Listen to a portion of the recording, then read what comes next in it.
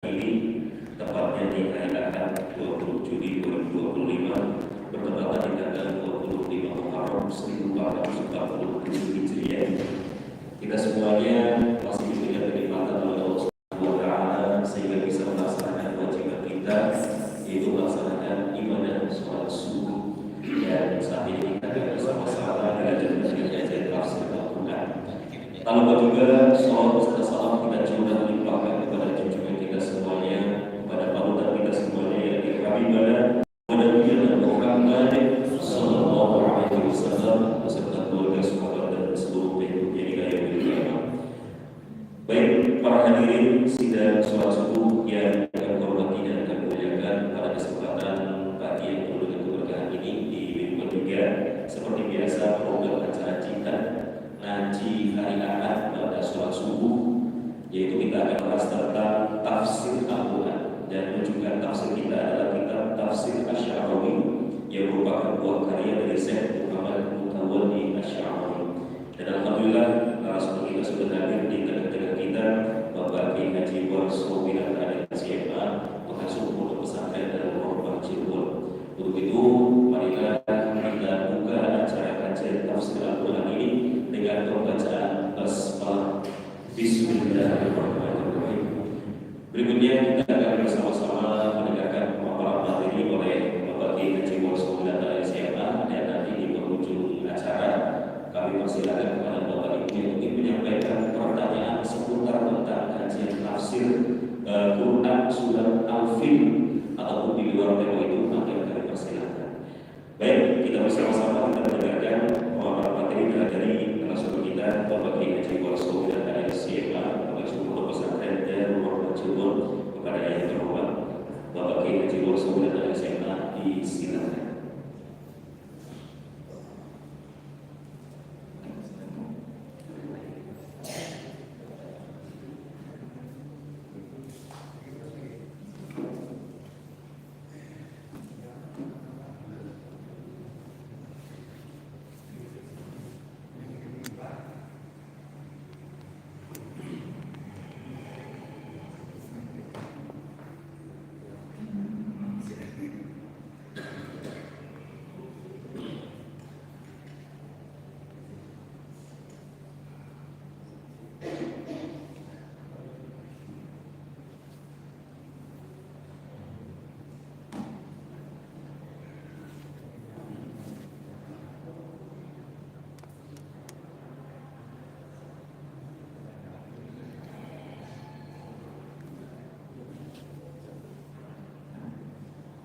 Assalamualaikum warahmatullahi wabarakatuh. Waalaikumsalam warahmatullahi wabarakatuh. Alhamdulillah, alhamdulillahilladzi akramana bi ni'matil iman wal islam.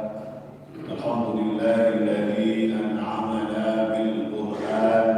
Walhamdulillah ala kulli halin.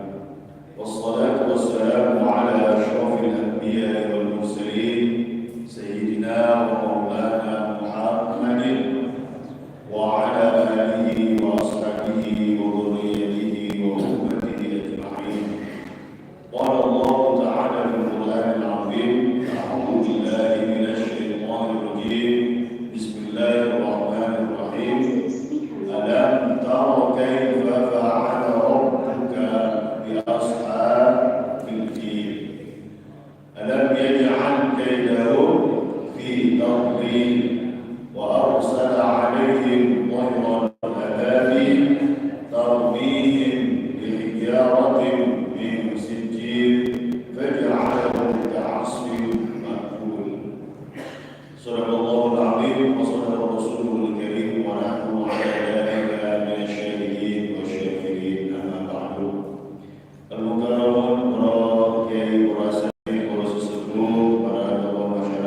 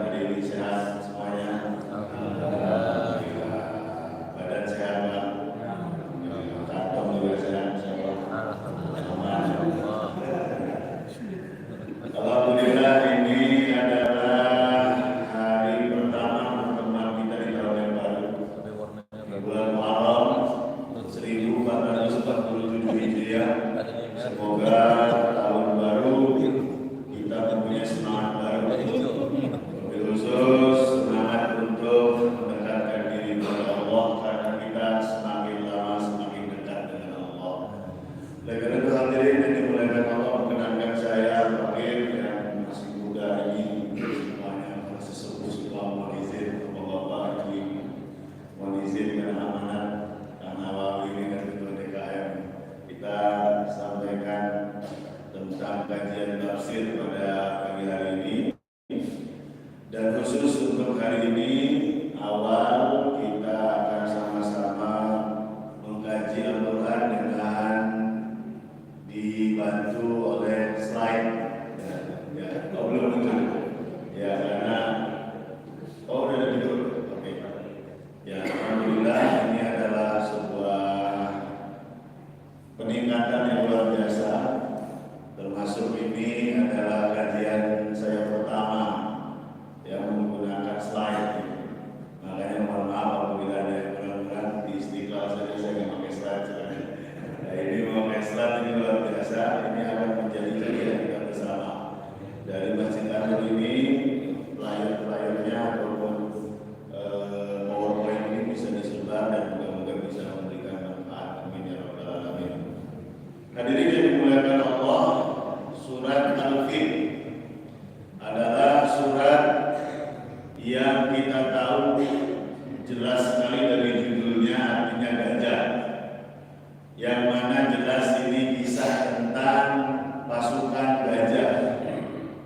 Namun apa sebetulnya yang Allah ingin siratkan dari surat Al-Fil tentang gajah ini ternyata sungguh luar biasa.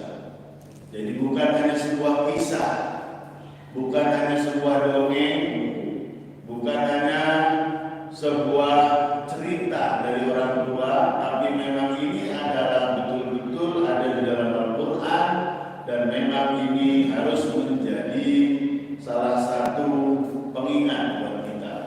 Karena setiap kata dalam Al-Quran harus menjadi hudan, harus menjadi hidayah, harus menjadi petunjuk.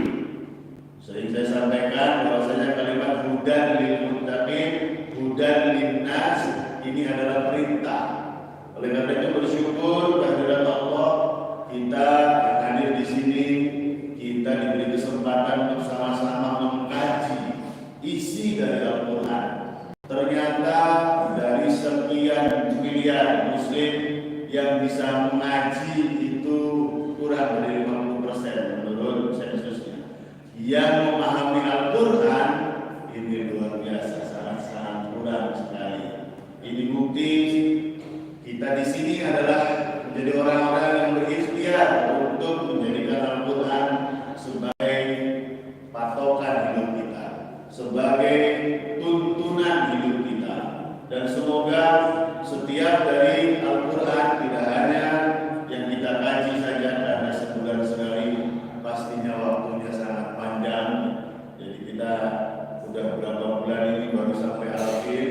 Makanya saya harapkan selain dari kajian ini, Bapak-bapak boleh mencari kajian-kajian lain, baik melalui media ataupun langsung di tempat-tempat yang lain, karena saya kira waktu kita sangat-sangat sempit sekali apabila satu bulan hanya satu surat seperti yang kita sampaikan pada saat ini.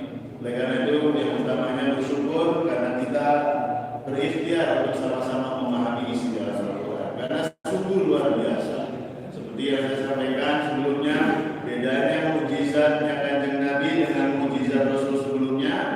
Mukjizat Rasul sebelumnya ketika terjadi langsung luar biasa, tapi mukjizat Nabi Muhammad, mukjizat Nabi kita ketika dilihat mungkin hanya sebuah tulisan saja, hanya sebuah buku saja, tidak akan terlihat keajaibannya. Tapi ketika kita lihat di dalam, ketika kita baca, maka disitulah makna dari mukjizat Al-Quran yang diberikan Allah Subhanahu wa Ta'ala. Hadirin yang dimuliakan Allah, kita awali kajian kita dengan latar belakang sejarah tentang Abroha, karena memang pelajarannya itu tidak bisa diambil dari suratnya saja, tapi harus dilihat background. Kenapa Abroha ini ingin menyerang Ka'bah? Yang kita tahu ada namanya tahun gajah atau Amul Fil, itu ternyata penuh dengan tipu muslihat. Jadi bukan sekedar menyerang saja, tapi memang ternyata ada niatan lain. Yang ini yang Allah ingin gambarkan kepada kita, niatan-niatan ini ternyata yang harus kita hindari betul. dan tidak lain tidak bukan tema utama dari Al-Kautsar, Inna A'thaina sampai Al-Hakumut itu memang temanya semuanya fokus terhadap kehati-hatian kita menghadapi harta. Fokus terus untuk mengajarkan kita hati-hati dengan uang. Jadi jangan bosan-bosan. Karena apa? Karena Allah tahu penyakit utama kita adalah begitu tergila-gilanya dengan uang. Bahkan Allah gambarkan sebagai pencipta kita, zuyyina linnas, manusia itu akan diindah-indahkan di mata mereka syahwat terhadap banyak hal, utamanya adalah harta. Makanya hadirin, ternyata Raja Abraha ini sebelum proses menyerang Ka'bah itu sebetulnya dia membangun sebuah gereja. Gerejanya namanya disebutkan di dalam sejarah adalah Al-Qunais. Dari mana ini saya ambil? Ini Kang Nawawi tidak karena memang diambil dari sejarah. Jadi ada sebagian saya ambil dari Bidayah wa Nihayah, ada Ibnu Katsir, kemudian juga ada juga dari Sirah Ibnu Hisham. Karena untuk mengambil detail tentang kisah Al-Fil ini, ternyata di kitab Imam Syarawi fokus hanya ke isinya saja. Ya, nanti ketika isinya nanti memang akan fokus kepada kitab tafsir Imam Syarawi. Jadi Abraha ini dia adalah gubernur di Yaman. Dia membangun gereja karena Yaman, Habasyah itu saat itu agamanya Kristen. Mereka membangun gereja. Yang gereja ini sungguh luar biasa sampai diriwayatkan kalau misalnya melihat ke atas itu sudah tidak kelihatan ujungnya saking hebatnya. Itu namanya Al-Qunais. Apa tujuan membangun ini ternyata? Ternyata tujuan membangun gereja ini bukan untuk ibadah hakikatnya. Ternyata tujuannya untuk apa? Yang harapannya masyarakat umat manusia berkunjung ke gereja tersebut. Nah, ada tidak di zaman sekarang orang bangun tempat ibadah bukan untuk sholat sesungguhnya, tapi untuk dikunjungi? Ada tidak? Ternyata banyak. Walaupun tidak suudzon ya, tidak suudzon, mohon maaf, terbukti ada beberapa mal membangun masjid dulu, kemudian mal, perumahan untuk penarik ternyata. Dan ini ternyata bukan penyakit baru. Ini sudah lama. Ternyata banyak dari manusia sejak zaman dulu melakukan sesuatu itu kelihatannya akhirat, ternyata dalamnya dunia. Dan itu yang dilakukan oleh Abraha. Kembali ke kisah Abraha. Jadi ketika dia mempunyai inisiatif membangun gereja yang besar, yang moga-moga dengan membangun gereja yang besar ini umat manusia akhirnya berkunjung ke Yaman.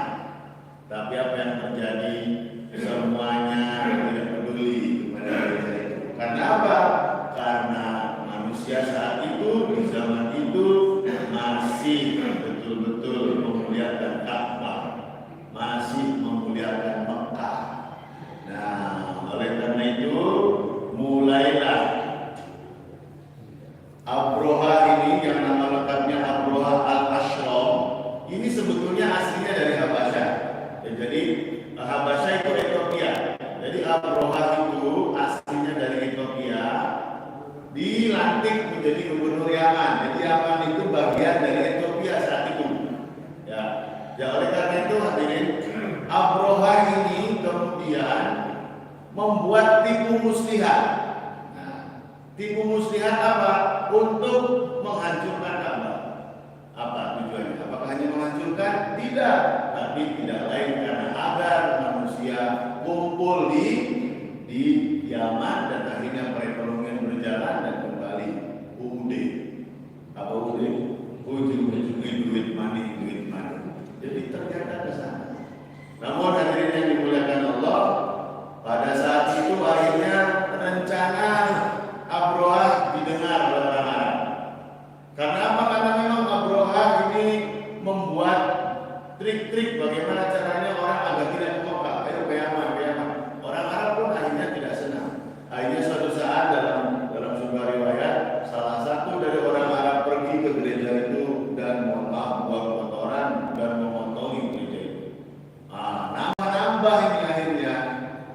Akhirnya yang dimunculkan apa? Nah, nanti ada pembahasan nanti dikaitkan. Akhirnya ternyata setelah itu Yaman ini adalah negara yang kecil kalau untuk menyerang Quraisy, menyerang Mekah itu terlalu kecil. Akhirnya apa? Dia kemudian mencari koalisi. Nah, koalisi, bagaimana caranya mereka mengambil hati orang-orang untuk sama-sama menyerang Mekah? Ternyata yang dimunculkan apa? Yang dimunculkan bukan masalah ada yang BAB di situ. Yang dimunculkan apa? Agama. Orang Arab menghina agama Kristen. Padahal bukan agama yang saat itu sedang dilakukan oleh orang Arab mengotori gereja itu, tapi karena kelakuan Abraha itu sendiri. Akhirnya yang dicuatkan adalah masalah agama. Akhirnya Habasyah dan kroni-kroninya semuanya setuju untuk menyerang Ka'bah. Nah, jadi terjadi tidak di zaman sekarang. Orang tidak mau kotor tangannya sendiri, atau orang malah bersembunyi tangan yang kerja orang lain. Atau contoh kita tahu dulu di zaman ketika Irak diserang, Amerika tidak sendiri, dia cari teman. Apa hujannya? Apa yang dimunculkan? Irak membangun bom nuklir, pemusnah massal dan sebagainya. Sampai sekarang pun tidak ada bukti. Nah, inilah salah satu contoh ternyata cara-cara Abraha itu bukan terus dilakukan oleh banyak manusia yang besar. Hadirin yang dimuliakan Allah. Setelah itu berangkatlah kelompok dari Yaman dan lain-lainnya menuju ke Mekah. Menurut riwayat disebutkan bahwasanya rombongan itu ada 60.000, mulai dari 7.000 riwayatnya sampai 60.000. Ini luar biasa banyak menyerang Ka'bah. Untuk gajahnya, nah, gajah saya sudah cari-cari, itu sebetulnya berapa memang tidak ada yang bisa memastikan. Cuma kalau mayoritas dari kitab itu menyebutkan tidak lebih dari 15. Nah, jadi bukan, karena ada sebagian menyebutkan, beberapa situs itu menyebutkan 1.000 sampai 10.000 gajah, dan mungkin ya, karena bayangkan gajah saat itu seperti tank. Jadi seperti tank, jadi kekuatan besar. Dan ingat, di gurun pasir itu onta, bukan gajah. Jadi memang untuk mendapatkan gajah ini sulit. Makanya disebutkan mayoritas ulama menganggap bahwasannya gajah saat itu ada sekitar 13. Namun gajah yang paling besar, yang itu adalah gajahnya Habasyah, diberikan kepada Abraha. Itu gajah terbesar saat itu. Nah, namanya menarik, namanya Mahmud. Mahmud. Jangan lupa, karena bahasa Arab itu sejak zaman dulu namanya Mahmud. Ya, ini dari seluruh Merawi semuanya menyebut Mahmud, boleh dicari. Namanya Mahmud, karena itu bahasa Arab. Yaman itu Arab, jadi pakai bahasa Arab. Oleh karena itu hadirin yang dimuliakan Allah, ini gajah tank, ya, bayangkan tank datang ke Mekah, kemudian ditambah ribuan tentara, kemudian kapan terjadinya itu? Nah, di sini saya jelaskan bahwasanya terjadinya ini ada beberapa pendapat, cuma saya lebih mengambil bahwasanya karena Nabi lahir di tahun gajah, artinya di tahun itu. Kapan? 40 atau 50 hari sebelum kelahiran kanjeng Nabi. Walaupun ada sebagian mengatakan puluhan tahun sebelum kejadian tersebut, karena saking terkenalnya masih tetap itu adalah tahun gajah. Hadirin yang dimuliakan Allah, pada waktu untuk sejarah kita selesaikan. Artinya Abraha ini berangkat dari Yaman ke Mekah. Perjalanan yang jauh dan luar biasa, namun di perjalanan ada sesuatu yang terjadi yang seperti kita ketahui. Selanjutnya mari kita lanjutkan dengan membahas ayat per ayat. Bismillahirrahmanirrahim. Alam tara kaifa fa'ala rabbuka bi ashabil fil. Yang pertama, alam tara. Alam tara artinya apakah kamu tahu? Taro itu bahasa Arabnya artinya melihat. Melihat di sini itu artinya mengetahui. Apa Kaifa fa'ala rabbuka bi ashabil fil? Apa yang dilakukan oleh Allah kepada ashabul fil? Nah, kita jelaskan satu. Yang pertama, alam taro. Apakah kamu tahu? Itu artinya bukan pertanyaan. Itu artinya penekanan. Kamu tahu kan? Kamu tahu kan apa yang aku perbuat kepada Abraham? Seperti itu. Kaifa? Nah, Allah kadang-kadang menggunakan kata kaifa. Kaifa itu bagaimana? Nah, coba bayangkan bagaimana dengan apa? Bagaimana cara buatnya? Dengan apa yang kamu buat? Lebih detail bagaimana? Karena apa? Karena jarang-jarang Allah menceritakan sesuatu itu dengan detailnya. Dan khusus untuk ashabul fil Allah menggunakan kata kaifa. Ya. Oleh karena itu kaifa ini nanti akan dijelaskan di ayat selanjutnya betapa Allah menjelaskan dengan detail bagaimana penghancuran Abraha dan pasukannya. Selanjutnya fa'ala rabbuka. Fa'ala rabbuka artinya apa yang Tuhanmu lakukan. Nah, ini penekanan kepada kita jelas bahwasanya yang terjadi saat itu, yang terjadi ketika Amul Fil, terjadi ketika gajah hancur semua itu karena aku, kata Allah. Bukan terjadi begitu saja. Itu aku, kata Allah. Oleh karena itu hadirin, dari kalimat fa'ala rabbuka ini jelas ingin menekankan kepada kita sama dengan apa yang Allah sampaikan di Al-Kautsar. Inna a'tayna, aku sudah berikan kepadamu. Itu artinya kita harus betul-betul yakin semua yang terjadi ini adalah Allah. Semua yang terjadi ini semuanya adalah ketetapan dan ketentuan Allah. Nah, saya baru sampaikan kemarin di istiqlal, menarik sekali. Salah satunya bahwasanya di dalam Sabbihisma Rabbikal A'la itu ada kalimat bahwasanya Allah qaddara fahada. Ketika Allah sudah menciptakan kita dan menyempurnakan kita, wa qaddara fahada. Apa qaddara? Qaddara itu artinya memberikan ukuran. Qaddara itu kadar ukuran. Ternyata itu kata takdir yang kita biasa dengar, takdir itu adalah ketentuan, itu adalah ya takdir aja. Itu ternyata artinya ukuran. Jadi Allah itu sudah mengukur kita sesuai dengan ukuran masing-masing. Jadi takdir itu ukuran. Jadi ukurannya bapak tuh gajinya 1 bulannya 5 juta, itu ukurannya memang segitu. Kalau gajinya 20 juta bisa kawin lagi. Oh, ukuran, jadi ukuran. Jadi ibu barangkali atau bapak-bapak bayangannya misalnya kalau gajinya kayak itu yang BUMN itu sampai ratusan juta sebulan dan sebagainya, kayaknya tidak hidup ini kata istrinya. Padahal tahu-tahu ketika naik jabatan kawin lagi. Ya, jadi memang takdir itu ukuran. Jadi hadirin yang dimuliakan Allah, kita ini ternyata hidup ini sudah diatur porsinya masing-masing. Ada yang jadi ustaz, ada yang jadi guru, ada yang jadi pengusaha, ada yang jadi pejabat dan sebagainya. Tapi ternyata semua itu bukan tanda kesuksesan kita. Apa kata Allah di dalam surah Al-Ghasyiyah? Wa al-insanu idza mabtalahu faqadara 'alaihi rizqahu fa yaqulu rabbi akraman.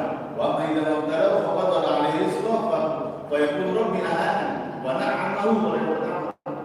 Ketika ada orang yang diberi nikmat banyak, kata mereka ini lihat tanda Allah ridho kepadamu. Woi bangga, ini Allah ridho kepada saya katanya. Kemudian ketika ada orang yang sengsara, dia berkata Allah menghinakan saya. Apa kata Allah? Kalah, enggak gitu loh, enggak gitu. Yang terjadi itu masih ujian, bukan hasil ujian. Yang terjadi itu bukan hasil ujian. Jadi kita ketika diposisikan di posisi kita sekarang, itu jangan disangka ini hasil dari proses selama ini. Nah, karena hasilnya itu nanti ketika kita dikubur, disitulah kita akan melihat rapot kita masing-masing. Legendar yang dimulakan Allah, posisi seenak apapun ujian, sesulit apapun ujian. Oleh karena itu kembali kepada fa'ala rabbika. Semua itu Allah yang atur. Tugas kita bertempur. Masalah hasil Allah yang atur. Oh, asik jadi status. Tugas kita tempur dan berjuang. Masalah hasil Allah yang atur. Oleh karena itu hadirin selanjutnya ashabul fil. Apa yang Allah lakukan kepada ashab? Ashab itu pemilik. Fil, gajah. Jadi ini memperjelas, jangan salah-salah. Bukan gajahnya yang salah. Makanya ashab. Jadi bukan gajahnya yang salah. Makanya disebutkan jelas saat itu dalam sejarahnya ternyata ketika sudah mendekati Hijaz, gajah ini diam, nggak mau bergerak, diam saja. Gajah bisa digerakkan, kalau kuda mungkin bisa ditarik. Jadi gajah nggak mau bergerak. Ketika berbelok ke Yaman bisa lari. Nah, ini karena memang dia tidak taat kepada maksiat. Ini betapa gajah saja tidak taat kepada maksiat tuannya. Nah, alhamdulillah kalau kita manusia ngikutin atasan aja, apa kata atasan? Ambil sana, ambil sini. Padahal yang kena kita atasan yang kena. Ya, apalagi kalau lagi pilkada, lagi pilpres dan sebagainya, yang di atas masalah salaman, yang di atas kopi warung, yang di bawah terus-terusan. Nah, ini jelas. Bahwasanya hadirin yang dimuliakan Allah, ashabul fil ini menekankan bahwasanya yang durhaka itu yang naik gajah-gajah, pasukan-pasukan itu. Jadi bukan filnya, karena fil dia sebetulnya taat kepada Allah, cuma dipaksa oleh mereka. Hadirin yang dimuliakan Allah, alam tara kaifa fa'ala rabbuka bi ashabil fil, boleh diistilahkan hikmah. Nah, ini hikmahnya. Ternyata ini hikmahnya. Ini Allah sampaikan kepada kanjeng Nabi. Apa ketika kanjeng Nabi susah, ketika kanjeng Nabi menghadapi berbagai masalah, perjuangan beliau bayangkan sebuah komunitas yang itu penyembah berhala. Tahu-tahu beliau disuruh jadi nabi, kemudian mengatakan berhala itu salah. Ya susah, bayang susah. Wah, semua orang kemana-mana. Apalagi beliau masih muda 40 tahun, Abu Jahal, Abu Lahab 60 tahun dan sebagainya. Susah. Tapi apa kata Allah? Alam tara kaifa fa'ala rabbuka bi ashabil fil. Kamu enggak tahu bagaimana aku lakukan orang-orang yang ashabul fil. Maksudnya apa? Aku bisa lakukan apa aja gitu. Tenang. Aku bisa lakukan apa aja. Yang kamu lakukan itu kata Allah kepada kanjeng Nabi Indonesia, itu pasti berat. Enggak usah mikirin bagaimana ini dengan mereka, bagaimana harus menghadapi mereka. Sudah, tugas kamu kerjakan saja. Setelah itu urusan aku kata Allah. Entah aku ajar dia seperti ashabul fil atau entah aku biarkan dia, aku ajarnya nanti di akhirat. Nah, itu juga kita. Nah, ini adalah kita. Ayat ini juga untuk kita semua. Karena segala perjuangan kebaikan, segala pergerakan di jalan Allah pasti akan menghadapi abroha baru. Nah, abroha baru. Ini masya Allah, orang yang mikirnya anak duit mau kerja bakti anak duit, ngurus masjid ada uangnya enggak? Di situ orientasi abroha itu, abroha baru itu. Maksudnya mohon maaf, bukan mengkritisi, bukan apa.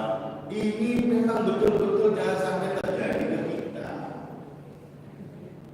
Kalau sudah jamaah amalan, nah ini kita bahas lagi. Sudah kita bahas jamaah amalan. Kita itu mengumpulkan harta boleh, orang kaya boleh, malahan harus ada yang orang kaya.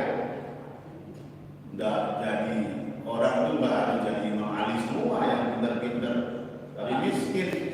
Jangan jadi Imam Ali semua, yang jadi ulama semua. Harus ada yang jadi Utsman, saudagar kaya raya yang membiayai proses perjuangan dunia. Cuman masalahnya wa'adada. Apa wa'adada? Adada itu artinya dua, terus menerus. Pulang pagi, berangkat pagi, istilahnya terus saja. Fokusnya tuh ke sana. Satu, yang keduanya hitung-hitungannya uang, bukan hitung-hitungannya akhirat. Boleh lah hitung-hitungan uang harus masa ngasih modal 1 juta balik dari 500 ribu ya, itu namanya bukan hitung-hitungan yang benar. Tapi ketika sudah memang sosial ya sosial. Makanya hadirin yang dimuliakan Allah, kita pasti akan menghadapi Abraha baru. Abraha baru ini jangan sampai terjadi ke kita. Kalaupun terjadi kepada orang lain, jangan sampai kita istilahnya mundur. Bahkan dalam Al-Quran itu waja'alna likulli nabiyyin aduwwan. Masyaallah. Setiap nabi ada musuhnya. Allah sudah patok, setiap yang baik ada musuhnya. Makanya kalau kita baik, punya ide-ide, ide-ide slide, apa-apaan ini dan sebagainya. Biasa ada aja pasti. Apalagi di masjid. Karena saya ngisi di berbagai masjid. Apalagi di beberapa masjid, Masya Allah, curhatannya beda-beda. Itu karena apa? Karena kumpulannya orang pintar.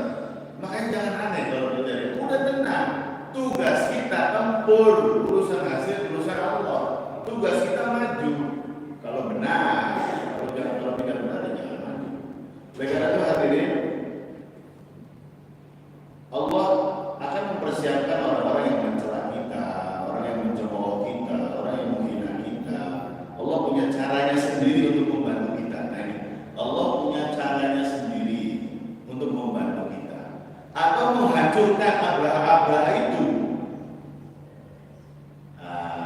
Kan terbukti sekarang nih di Indonesia saja yang kecil-kecil lah, bagaimana sudah rapi gitu kan, tahu-tahu anaknya, ya kan, yang dulu itu yang diperpajakan dapat itu anaknya, flexing pakai motor mobil dan akhirnya kena, diusut-usut habis semuanya.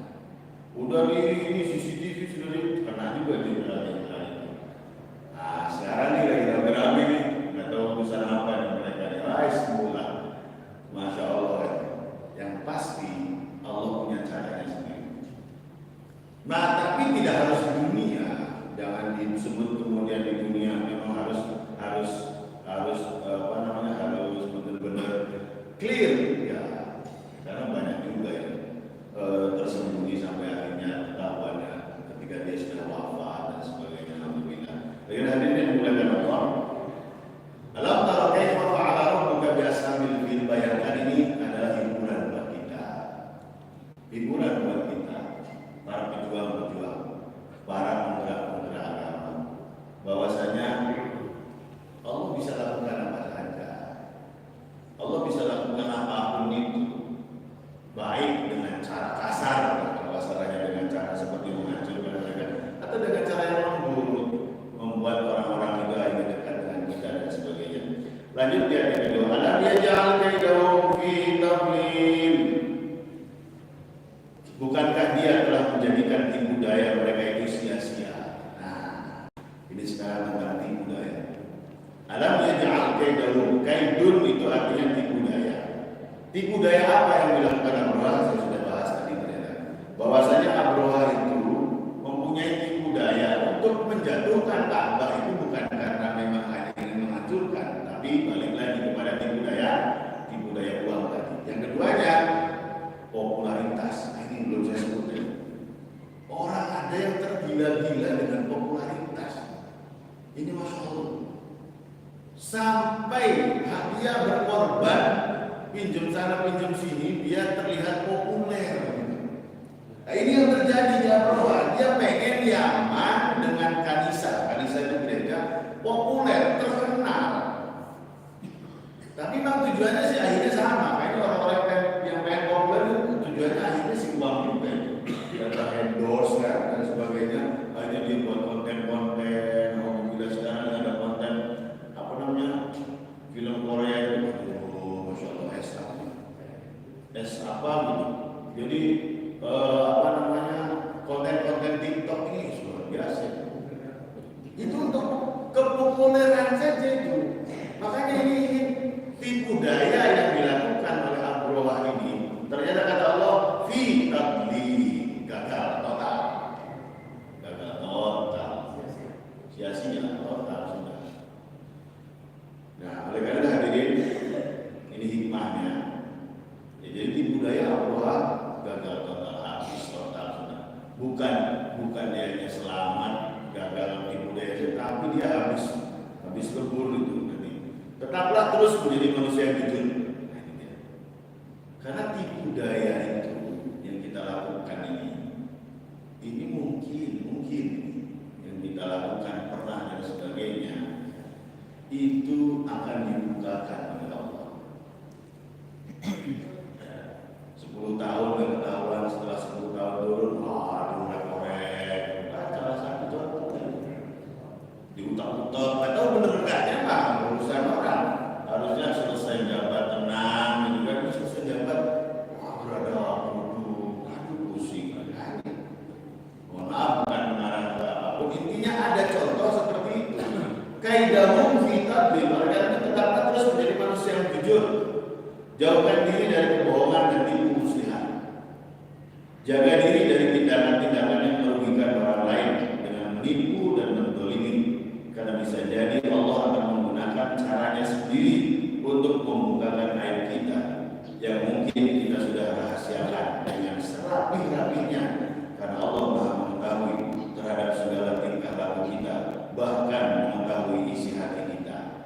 Kita baik di mata manusia sekarang bukan karena kebaikan dan kesolehan kita, tapi karena Allah masih berkenan menutupi aib dan dosa-dosa kita. Hadirin yang dimuliakan Allah, kejujuran itu memang luar biasa. Adalah sesuatu yang mahal sekali. Mahal sekali. Makanya Rasulullah sifat yang pertamanya itu adalah siddiq, jujur. Karena apa? Karena memang paling sulit jujur itu. Apalagi ada hal-hal yang menekan dia tidak jujur. Ekonomi didorong oleh keinginan naik jabatan dan sebagainya, didorong karena ini, karena itu. Subhanallah. Sekarang saja biasanya yang namanya tipu daya di pasar. Saya pernah cerita.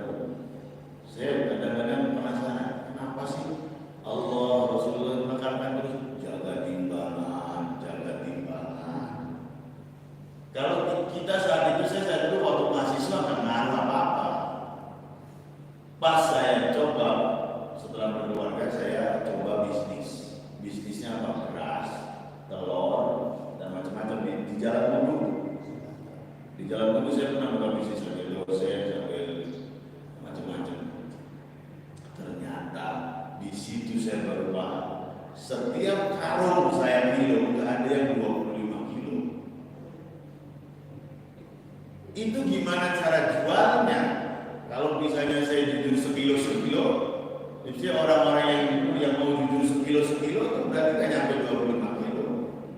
Satu, minyak, apalagi sekarang minyak kita dengan 1 liter isinya 8 mili dan sebagainya. Allah, ternyata di pasar mengerikan sekali betul masalah timbangan itu. Padahal kalau hitung-hitungan kita itu paling dapatnya 100-200 perak, paling gede 10.000.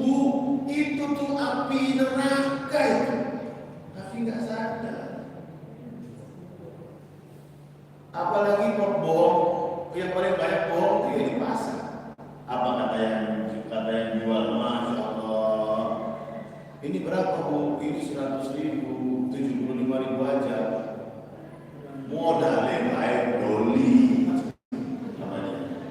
Modalnya aja nggak dapat. Bahasa ngomong kayak gitu tuh modalnya aja nggak dapat. Padahal dapat. Yang penjual itu, yang mau beli juga sama. Ini berapa Bu? 100.000, 75. Wah, 100.000 ini nggak bisa di mana bayar 75. Ini di pasar ini luar biasa. Ini Masya Allah. Kita ibu-ibu yang sudah dawar tuh gimana caranya biar dapat yang sudah padahal cuma 1.000-2.000 itu. Allah. Tapi kalau dia marah nggak ada enak.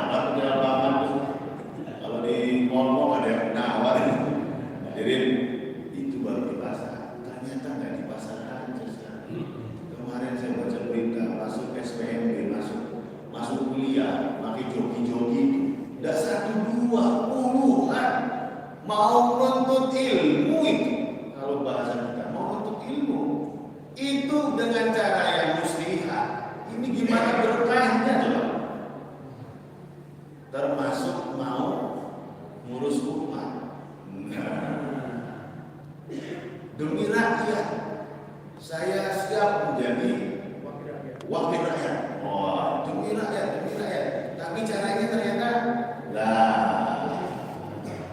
aku udah minta pada dewan-dewan ya, maaf, maksudnya ini introspeksi sama-sama. Ternyata kejujuran itu seakan-akan jadi sesuatu yang biasa kita tinggalkan, bukan wanitilo dan sebagainya.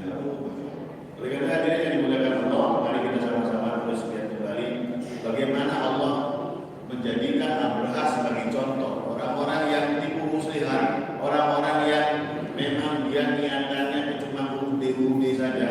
Apa kata Allah? Wa arsala alaihim thayran ababil. Aku kirimkan alaihim.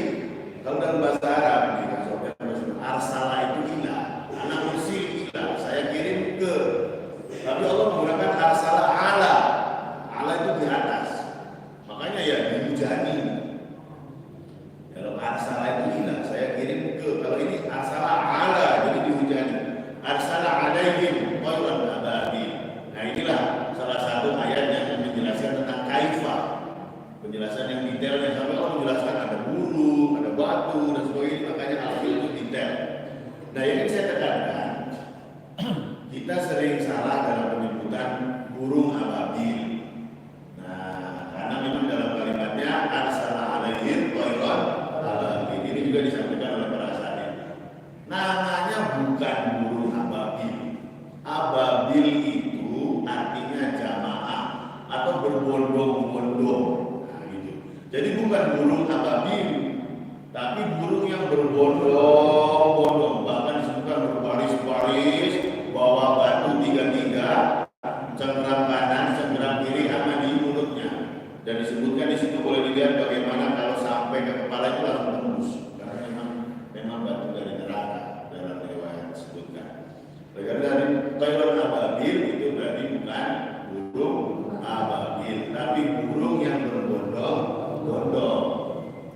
Nah, terus kemudian bagaimana bentuknya? Nah, ini saya cek-cek di YouTube tuh, wah ternyata banyak yang konten-konten ini burung ababil, batu dari neraka. Disebutkan dalam riwayat saja Abu Thalib itu, ya Abdul Muthalib, beliau nggak ngerti itu burung apa. Jadi burungnya memang bukan burung biasa.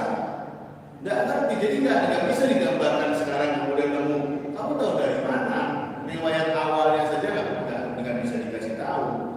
Yang pasti burung datang bondong-bondong, terus burung hancur sudah. Nah, jadi dari Allah salah alaihim thayran ababil tarmihim bihijaratin min sijil, melempar batu-batu yang sudah terbakar. Wah, ini batunya beda, bukan batu bara. Kena angin habis, ini memang batu neraka. Memang adab, jangan dibayangkan kayak batu biasa, ini batu adab dari Allah ya. Faja'alahu ka'asfin ma'kul. Allah bentuk atau buat mereka seperti daun yang dimakan ular. Ya habis tuh, kayak kalau zaman sekarang sih digambarkannya film-film Transformer atau tembak habis gitu lah, saya gitu lah, hilang gitu, langsung bertembus habis semuanya. Nah itulah hadirin yang dimuliakan Allah, bagaimana Allah menggambarkan kepada kita orang-orang yang satu melakukan lingkungan muslihat, yang kedua yang akhirnya ternyata bukan tujuan baik, dia melakukan segala sesuatu bukan dengan tulus. Ternyata dia punya kepentingan dari apa yang dia lakukan. Dia membangun gereja seharusnya buat ibadah orang Kristen, tapi ternyata buat nyari duit. Makanya naudzubillah seperti yang Rasulullah sampaikan dalam hadis, min amalin tasawwur min amalin dunia. Betapa banyak amal yang amal itu seakan-akan kelihatannya amal dunia, tapi ternyata akhirat. Nah, ini keuntungan kita.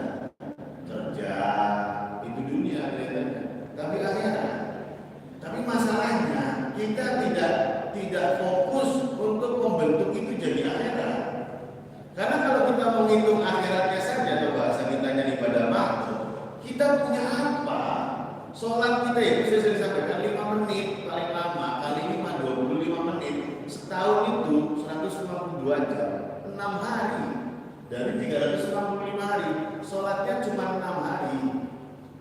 Sedikit sekali kalau kita cuma ngandelin yang mahdoh. Makanya yang gue mahdoh, yang kerja, yang nulis-nulis, yang ngajar, kalau itu nggak jadi ibadah, ya kita cuma dapat yang sedikit itu. Nah, makanya harus ibadah. Jadi kan itu ibadah. Gimana caranya? Niat. Usah kadang-kadang lupa. Bismillah. Hanya berangkat keluar dari rumah, dan niat saya kerja ibadah karena Allah, karena lupa, saya kadang-kadang nggak sempat. Bismillah. Itu disebut ibadah insyaallah. Karena segala sesuatu yang diawali dengan bismillah jadi ibadah. Hadirin yang dimuliakan Allah sebagai penutup, hikmah dari pelajaran ini, hikmah dari surat ini kita ambil apa yang disampaikan Allah juga dalam surat Al-Imran. Zuyyina lin-nasi hubbu syahawati minan nisa'i wal bayyina wal qanatir al-muqantarati minad dhahabi wal fiddah wal khaylil musawwamati wal an'ami wal harth. Dzalika mata'ul hayatid dunya wallahu 'indahu husnul ma'ab. Dijadikan indah di mata manusia itu kecintaan kepada hakikat kesenangan yang berubah perempuan. Jadi kita ini terpelesetnya perempuan, terpelesetnya laki-laki banyak, masya Allah. Yang kedua anak-anak, gara-gara anak, ada yang korupsi gara-gara anak, ada yang mencuri gara-gara anak, segala-gala dilakukan. Harta benda yang bertimbun dan sehingga berupa emas, perhiasan, perak, kuda itu mobil, karena pengen mobil yang baru segala-gala dilakukan, masya Allah dan sebagainya. Binatang ternak, sawah ada, itulah kesenangan hidup di dunia kata Allah, dan di sisi Allah lah tempat kembali yang baik.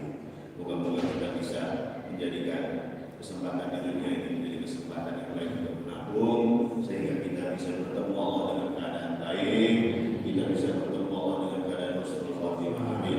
Amin ya rabbal alamin. Terima kasih sekali atas perhatiannya. Maaf apabila ada hal yang tidak berkenan. Wallahul muwaffiq. Bismillahirrahmanirrahim. Ini sudah ada pertanyaan yang masuk Bapak Ibu. Assalamualaikum Ustaz, kami mau bertanya, mohon pencerahannya. Kalau sholat isya atau syuruk itu waktunya pas yang tertera pada jam atau dilebihkan 12 menit dari waktu yang tercatat. Kemudian bolehkah kalau sholat isya atau sholat sunnah tanpa bacaan surat Al-A'la, banyak yang tidak hafal, maka salah seorang bacaan ini agak sedikit bunyi terdengar, yang lainnya agak sedikit bunyi, maksudnya agak sedikit terasa dari terdengar yang lainnya, tetapi tidak untuk berjamaah, untuk pembelajaran saja. Terus apa keutamaan kalau sholat isya bacaannya surat Al-A'la? Barangkali ada dalil atau hadis yang berkaitan. Terima kasih atas pertanyaannya. Bersyukurlah ada dari kita yang rajin atau istiqomah sholat isya syuruk. Ini alhamdulillah luar biasa. Artinya dia subuh habis itu syuruk, luar biasa. Antara subuh ke syuruk pengajian atau baca Quran, baik dan sekali. Moga-moga bisa istiqomah.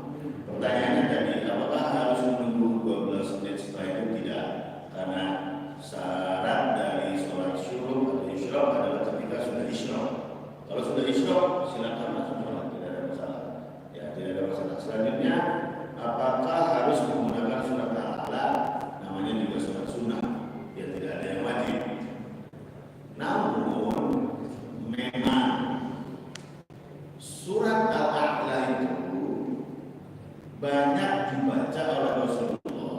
Tapi kapan ini? Banyak dibacanya ketika sholat Jumat. Nah, ini makanya saya ingin memperjelaskan. Al-A'la itu disunahkan atau afdolnya dibaca ketika sholat Jumat, sholat Id, ya, sholat istisqa. Nah itu Al-A'la. Nah kalau sholat sunnah Rasulullah menganjurkan dua, apa? Al-Ikhlas dengan Al-Kafirun. Jadi mudah. Makanya sunnah qobliyah ba'diyah itu bacanya apa saja itu Al-Ikhlas dan Al-Kafirun. Karena dua ini makanya harapannya sering dibaca, ngerti maknanya dan mendalami. Karena dua surat ini surat judul tentang tauhid. Nah, kita sudah jelaskan Al-Ikhlas dengan Al-Kafirun. Itu surat sejudul dan semuanya tentang tauhid, dan tugas utama kita memang menguatkan tauhid. Tapi kalaupun misalnya ada yang menganjurkan sholat sunnah baca surat Al-A'la, itu sangat baik juga karena lebih panjang, nanti ayatnya lebih panjang, pahalanya lebih banyak, begitu. Nah, terus kalau hadis, kenapa surat Al-A'la menjadi afdol di berbagai sholat? Karena salah satu surat yang sangat-sangat dicintai Rasulullah, sangat-sangat dicintai Rasulullah. Nah, itu boleh dilihat di YouTube saya kalau di kelas kemarin, Sabbihis Rabbikal A'la. Sabbihis, ini sering salah menyebutnya. Sabbihis, Maha Suci Allah, sucikan Allah. Allah masih bersuci. Sabbihis Rabbikal A'la itu bersihkan hati kamu dari suudzon kepada Allah, dari menyangka Allah tuh nggak bisa. Nah, itu maksudnya Sabbihis Rabbikal A'la. Bukan sucikan Allah. Ya, Allah mah sudah suci. Yang perlu disucikan hati kitanya. Sucikan hati kita dari prasangka yang tidak benar kepada Allah. Wah, Allah kenapa sih begini terus? Nah, itu Sabbihis. Allah kenapa begini Sabbihis? Makanya kita sering baca surat Subhanallah, Subhanallah, Subhanallah itu bukan Allah suci lah. Ya Allah, bersihkan hatiku dari sumber kepadamu, bersihkan hatiku dari sumber kepadamu. Itu Subhanallah. Makanya nyambung dengan Alhamdulillah. Bagaimana cara mensucikan diri dari sumber? Dengan Alhamdulillah. Lihat nikmat Allah. Allah begitu banyak nikmatnya. Ya Allah, ini saya dapat ini. Alhamdulillah. Setelah itu Allah Akbar, Allah Maha Besar, Allah yang paling penting, Allah yang prioritas, seperti itu. Nah, terima kasih untuk Al-A'la tadi. Jadi kalau untuk sholat Isra atau sholat sunnah, yang saya ketahui malahan yang afdolnya itu adalah Al-Ikhlas dengan Al-Kafirun. Tapi kalaupun ada, tidak ada masalah, silakan. Lebih baik pada lebih panjang. Tapi kalau misalnya sehingga dia harus mengeraskan sedikit suara, itu boleh koordinasi dulu. Barangkali yang lainnya baca Al-Ikhlas, barangkali yang lainnya baca Al-Ikhlas sehingga dia baca Al-A'la terganggu juga nanti. Dan memang sangat dianjurkan dalam sholat sunnah selain tarawih, kita memang disuruh untuk nafsa-nafsa sendiri-sendiri, ya, nafsa-nafsa sendiri-sendiri. Mohon maaf apabila memang ada perbedaan pendapat, karena memang untuk masalah fikih ini kalau mau dicari-cari ada dalilnya semua. Untuk masalah ini yang saya pelajari, yang saya yakini dan saya cari marjinya atau referensinya untuk sholat sunnah yang lebih utama ya, adalah sholat sunnah yang ini yang rutin, ya, sholat sunnah rutin, bukan yang sholat sunnah yang apa namanya yang dadakan. Dadakan kayak khusyuk juga, kayak itu kan sunnah semuanya. Nah, kalau yang rutin itu Allah permudah, tapi maknanya dalam. Terima kasih. Baik, Bapak Ibu ada yang mau bertanya atau cukup? Cukup ya? Baik, kalau bosan satu pertanyaan lagi Bapak Ustaz.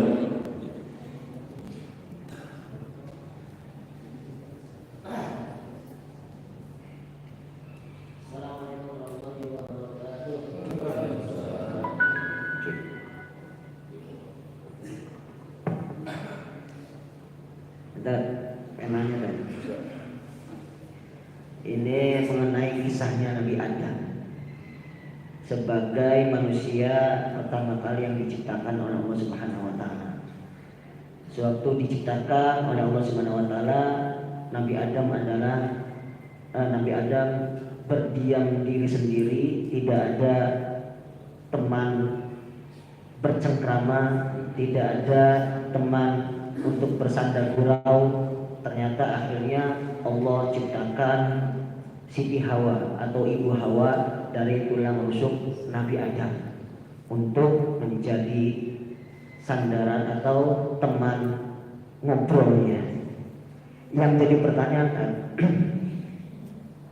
bagaimana keadaan Ibu Hawa sewaktu diciptakan oleh Allah Subhanahu wa taala?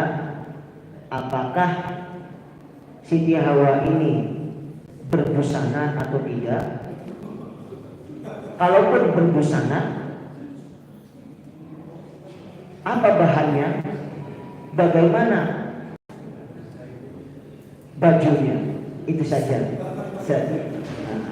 Assalamualaikum warahmatullahi wabarakatuh.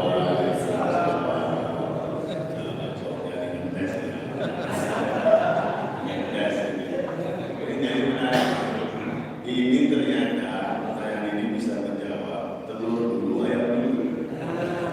Ini jawabannya ini. Kalau ada pertanyaan telur dulu ayam dulu. Kalau telur dari ayam dari telur. Ternyata jawabannya Nabi Adam diciptakan langsung dewasa. Siti Hawa diciptakan langsung dewasa. Jadi tidak bayi dulu.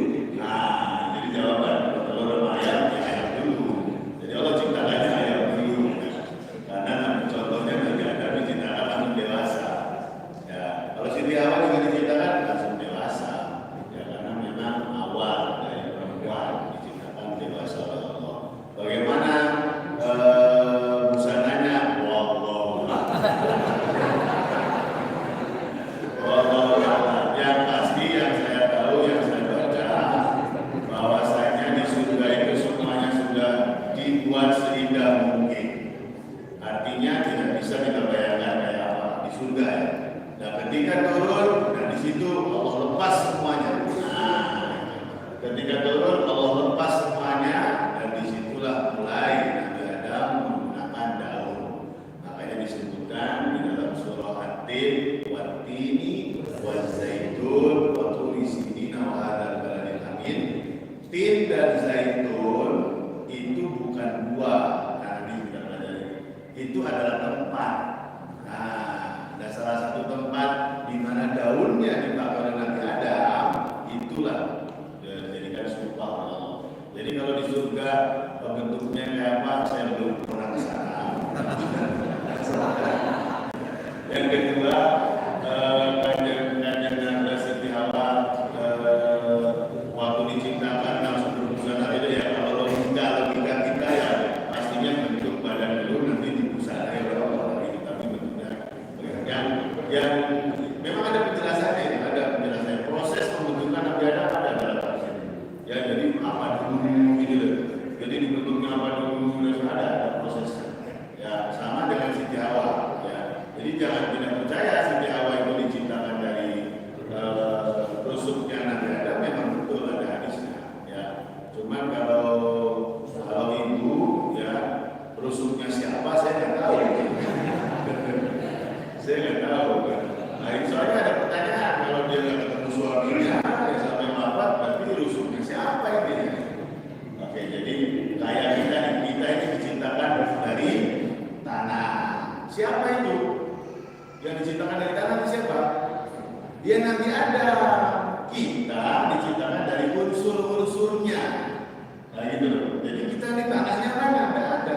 Tapi unsur-unsur kita diciptakan dari unsur tanah. Apa? Ya makanan itu. Makanan apa? Buah ditanam di tanah. Air tanah. Jadi bukan tanahnya. Makanya kalau ada orang bilang ini orang rumput banget kayaknya diciptakan dari tanah sengketa. Bukan dari, kalau kita sih bukan dari tanah, kita ini dari unsur tanah. Yang diciptakan tanah pertama itu ada memang itu dari tanah, ya. Cuma tanahnya dari apa tidak tahu. Tanah itu masih